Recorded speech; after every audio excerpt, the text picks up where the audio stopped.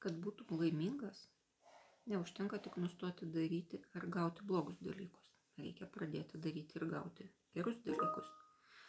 Man reikėjo sustoti ir pačiai pagalvoti, ar tai yra tikrai taip. Bet kuo daugiau tikrinu, tuo teisingiau man tai atrodo. Didžiai dalis kasdienių laimės tikslų, pas didžiąją dalį žmonių, yra apie tai, kaip turi nustoti būti blogai. Turi nebetrūkti, nebespausti, nebesijausti, nebestorėti, nepraleisti, kas yra labai gerai ir teisinga, bet kol kas tik paukštis vienu sparnu. O kas tada, kai jau nebebus tų problemų, trūkumų ir kai jau ir išvaizda, ir protas bus tie? Kas tada? Dauguma spontaniškai, tame tarpe dažnai ir aš sakom, ir tada aš būsiu laiminga, nes priežastis. Bet tai nėra tiesa. Tada geriausiu atveju bus niekaip. Tuščia, nuobodu, ramu, kaip jau nepavadinsi.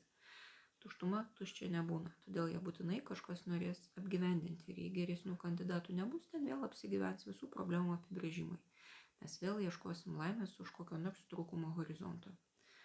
Štai todėl reikia turėti alternatyvių gyventojų, kurie apsigyvens išspręstųjų trūkumų vietoje.